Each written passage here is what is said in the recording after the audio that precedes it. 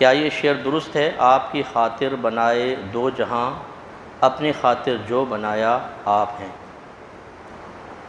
مطلب دیکھیں، یہ اس طرح کے شعر عوام الناس میں پڑھنا، اس میں تعویل ہو سکتی ہے، کوئی ایسا مسئلہ نہیں ہے، لیکن اس طرح کے گہرے شعر عوام میں پڑھ کر اور ان کو نتیجے مرتب کرنے کے لیے چھوڑ دینا، یہ ذرا خطرناک ہوتا ہے۔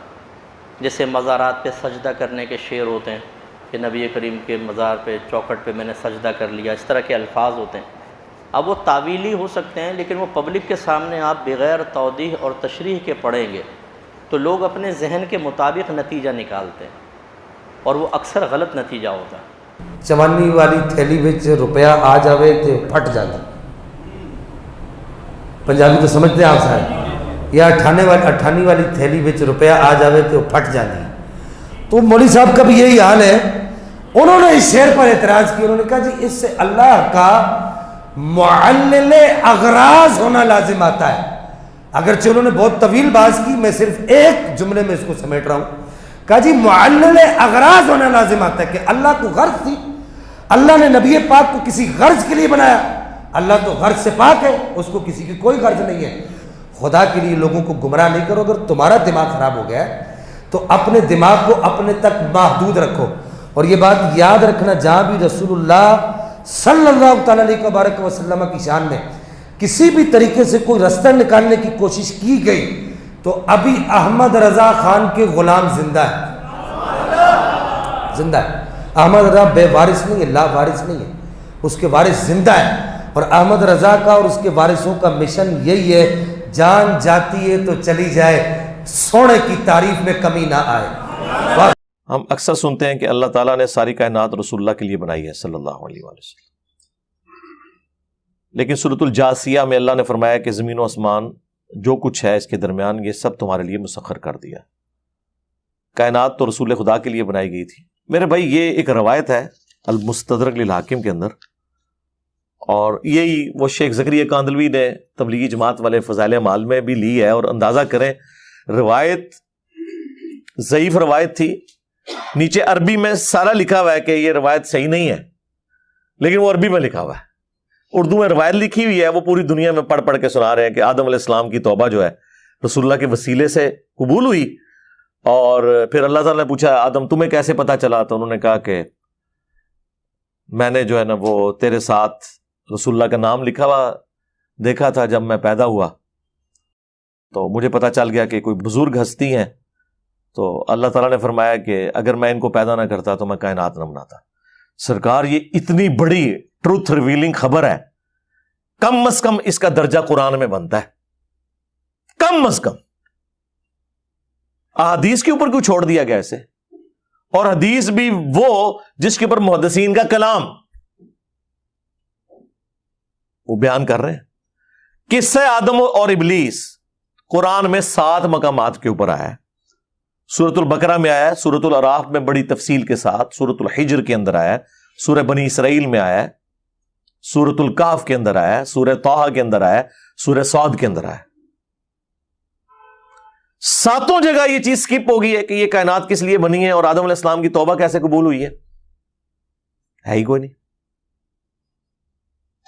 یہ آپ کی بات ٹھیک ہے، بلکہ اس سے بھی بڑھ کے اگر میں آپ کو بتاؤں مقصد کیا ہے، تو یہ پارہ نمبر جو 12 ہے اس کا آغاز ہی اس سے ہو رہا ہے کہ انسانیت کو پیدا کرنے کا مقصد کیا ہے۔ سورہ ہود، اعوذ باللہ من الشیطان الرجیم،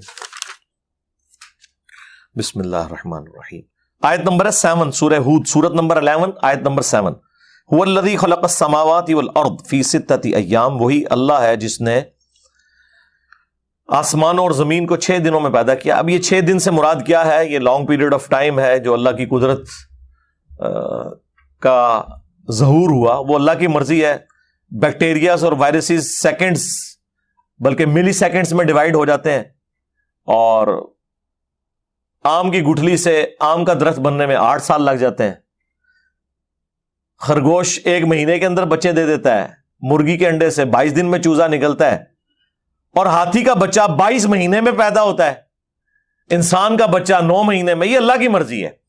تو کائنات کو اللہ تعالیٰ چاہے تو آنے واحد میں بھی پیدا کر سکتا ہے، یہ اللہ کی حکمت ہے۔ وَكَانَ عَرْشُهُ عَلَى الْمَاءِ، اور اس کا عرش اس وقت پانی پر تھا. لِيَبْلُوَكُمْ أَيُّكُمْ أَحْسَنُ عَمَلًا، اور یہ اس نے اس لیے کیا تاکہ جانچے تم میں سے کون اچھے اعمال کرتا ہے. اللہ تعالیٰ فرما رہا ہے کہ یہ ساری کائنات کو پیدا کرنے کا مقصد کیا ہے؟ کہ جانچا جائے کہ تم میں سے کون اچھے اعمال کرتا ہے. تو یہ بالکل واضح ہے. وَمَا خَلَقْتُ الْجِنَّ وَالْإِنسَ إِلَّا لِيَعْبُدُونَ، ہم نے جنوں اور انسانوں کو اس لیے پیدا کیا تاکہ وہ ہماری عبادت کریں. عبادت میں حقوق اللہ، حقوق العباد دونوں شامل ہیں. نماز پڑھے نہیں، عبادت، ٹوٹل اوبیڈینس، بندے بن کے رہیں. تو قرآن بالکل اپنے اس میسج کے اندر واضح ہے کہ اللہ تعالیٰ نے یہ سارا کا سارا نظام کیوں کیا. ہاں یہ بات ٹھیک ہے، یہ ساری کائنات انسان کے لیے پیدا ہوئی اس حوالے سے کہ اللہ تعالیٰ نے انسانیت کی خدمت میں لگا دیا ان چیزوں کو. یعنی نبی علیہ السلام کے لیے نہیں، بلکہ اللہ تعالیٰ کی کریشن کا کلائمیکس جو انسانیت کو اللہ نے پیدا کر کے جانچنا تھا، اس کے لیے یہ ساری سٹیج بنائی گئی. اس میں اگر آپ کہتے ہیں تو وہ پھر ہر انسان کے لیے کائنات بنی ہے. ان معنوں میں اگر آپ کہنا چاہتے ہیں تو الگ. اگر آپ ڈسیزن کی بات کرتے ہیں کہ یہ اللہ نے ڈسیزن کیوں کیا، تو وہ یہ ہے کہ اللہ تعالیٰ ایسی مخلوق پیدا فرمانا چاہتا تھا جو اپنی مرضی سے خدا کو چوز کرے. میں اکثر کہتا ہوں کہ حضرت جبرائیل علیہ السلام بھی اگر مجھے کہنا کہ انجینئر صاحب آپ اپنا ایمان میرے ساتھ ایکسچینج کر لیں، تو میں کہوں گا کہ نہیں، تم نے اللہ کو مانا ہے اللہ کی مرضی سے، اور میں نے گاڈ کو چوز کیا اپنی مرضی سے. میں اپنا ایمان ایکسچینج نہیں کروں گا. انسانیت کے پاس سب سے بڑی اسٹرینتھ یہ ہے کہ اللہ نے اسے حق اور باطل کی تمیز دی. فَأَلْهَمَهَا فُجُورَهَا وَتَقْوَاهَا، اس کے باوجود اس نے خدا کا خوف رکھتے ہوئے اللہ کا راستہ اختیار کیا کہ میں نے اپنے کریٹر کو جواب دے ہونا ہے. یہ وہ خوبی ہے جو کسی فرشتے کو بھی حاصل نہیں ہے. تو انسانیت کو ناز ہے اس چیز کے اوپر، ہونا چاہیے. باقی جذباتی باتیں ہیں جی. نبی علیہ السلام کے ساتھ وہ چیز منسوب کرتے ہیں. جب ہم کہتے ہیں یار یہ اتنا بڑا ٹروتھ تھا کہ آدم علیہ السلام کی توبہ رسول اللہ کے وسیلے سے قبول ہوئی، اور وہاں پہ اللہ تعالیٰ نے فرمایا کہ اگر میں نبی کو پیدا نہ کرتا، یہ کائنات نہ پیدا کرتا. یہ باتیں جذباتی طور پہ تو بکتی ہیں، اور جو بندہ اس کے بارے میں گفتگو کرتا ہے اسے گستاخ کہہ دیتے ہیں. تو ان کے لیے پھر میں نے ہی پھکی تیار کی ہوئی ہے. کیا عیسیٰ ابن مریم کو اللہ کا بندہ کہنا عیسیٰ ابن مریم کی گستاخی ہے؟ کرسچن سے پوچھیں وہ تو کہیں گے گستاخی ہے. وہ کہتے ہیں کم از کم خدا یا خدا کا بیٹا کہو. ان کی تو تسلی نہیں نہ ہو رہی. تو کیا ہم نے کرسچنز کی تسلی کروانی ہے یا ہم نے وہ بات ماننی ہے جو اللہ تعالیٰ نے وحی کے اندر بیان کی ہے؟ اللہ تعالیٰ فرماتا ہے لقد کفر الذین قالوا ان اللہ هو المسیح ابن مریم، بے شک وہ کھلا کفر کر رہے ہیں کہ جو کہہ رہے ہیں کہ عیسیٰ ابن مریم ہی اللہ ہے. وقال المسیح، جبکہ مسیح تو خود کہا کرتے تھے یا بنی اسرائیل، اے اولاد یعقوب، اعبدوا اللہ ربی و ربکم، عبادت کرو اس اکیلے اللہ کی جو میرا بھی رب ہے اور تمہارا بھی رب ہے. انہ من یشرک باللہ فقد حرم اللہ علیہ الجنہ ومأواہ النار وما للظالمین من انصار، بے شک جو کوئی اللہ کے ساتھ شرک کرے گا اللہ تعالیٰ نے اس پہ جنت حرام کر دی ہے، اس کا ٹھکانہ جہنم کی آگ ہے، وہاں پر اس کا کوئی مددگار نہیں ہوگا. عیسیٰ ابن مریم کی صفائی اللہ تعالیٰ دے رہا ہے کہ وہ تو موحد تھے، انہوں نے کبھی شرک کی تعلیم نہیں دی. لیکن منوائیں کرسچنز کو، وہ کہیں گے نہیں ہم تو نہیں، یہ تو آپ شان گھٹا رہے ہیں. تو سرکار جو کچھ آپ سوچتے ہیں دوسرے بھی یہی کچھ سوچتے ہیں. اور آپ کے نبی نے کیا فرمایا؟ صحیح بخاری میں حدیث ہے، دیکھنا میری شان کو اس طرح بلند نہ کرنا جس طرح نصارہ نے اپنے پیغمبر کو بڑھا دیا تھا. میں اللہ کا بندہ اور اس کا رسول ہوں، مجھے اللہ کا بندہ اور اس کا رسول ہی کہنا. نماز میں ہم یہی کہتے ہیں محمدن عبدہ ورسولہ.